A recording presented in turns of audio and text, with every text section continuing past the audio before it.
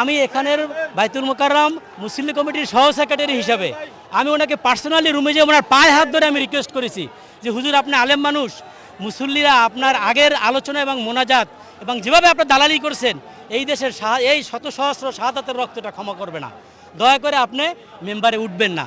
ওনাকে আমি পায়ে হাত ধরে রিকোয়েস্ট করেছি। উনি মনে করছে এই শক্তি দিয়ে উনি মসজিদ দখল করবে, কিন্তু আসলে শাহাদাতের রক্তের সাথে মুসল্লিরা বেঈমানি করে নাই এবং করবেও না।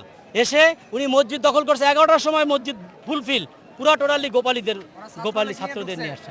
আমাদের স্বৈরাচারী সরকার যখন বাংলাদেশ থেকে পালিয়ে গেলেন তখন উনিও এখান থেকে পালিয়ে গেছেন। 5 তারিখের পর থেকে আজকে জুমা পর্যন্ত উনি কোনো জমায় নামাজ পড়াতে আসেন নাই।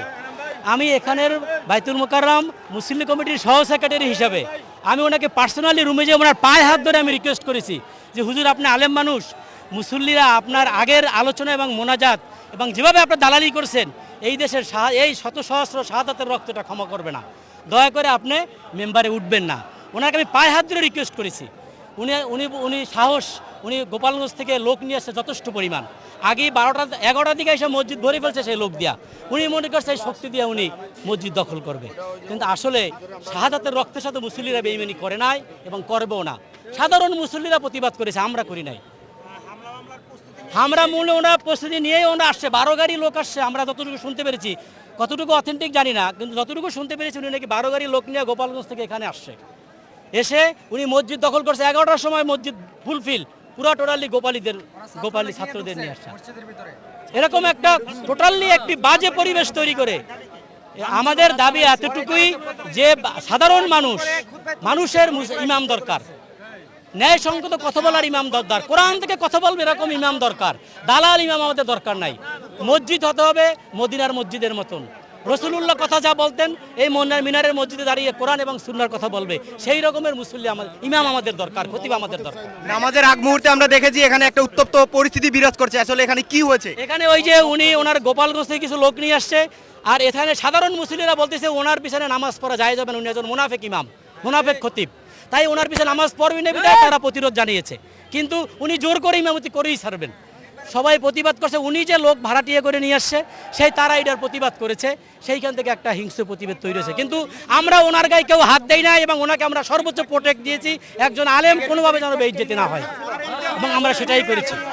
জি, থেকে সকল গোপালগঞ্জে তারা 500 লোক নিয়ে তারা মসজিদে ঢুকে, আর মসজিদ তারা আজকে আগে করে মসজিদ তারা হওয়ার আগে মসজিদ যখন খুতবা দেওয়া হবে তখন রুহুল আমিন সাহেবকে তারা খুন করে তারা খুতবা তুলে দেয়, তখন তারা ইট পাটকেল নিয়ে তারা সাধারণ মুসলিমদের উপর হামলা করছে। সবাই এই যে নামাজ, আপনি কি দেখেছেন যদি একটু বলেন? আগে যে ইমাম সাহেব ছিল রুহুল আমিন সাহেব, সে তো হাসিনাকে বেহেশতের সার্টিফিকেট দিয়েছিল এবং কামি জননী কইয়া কামি মাত্রার সমস্ত আলেমদেরকে সে ব্লেম করছিল। উনি গত 2 সপ্তাহ নামাজ পড়ে না, এই সপ্তাহে আসছে এবং আসার সাথে ওনার সাথে উনি একটা বাহিনী নিয়ে আসছে। সাধারণ মুসলিমরা আমরা বুঝতে পারি নাই। পরে রানিং ইমাম সাহেব যখন খতবার জন্য দাঁড়াই দিছে তখন উনি যাইয়া আক্রমণ বাহিনী আক্রমণ শুরু করছে, মেহরাবেও ইটফাক্কেল মারছে। প্রত্যেক মানুষ তখন মুসলিমরা বুঝতে পারে নাই, যদি বুঝতে পারতো তাহলে তো সবাই অ্যালার্ট হয়ে যেত।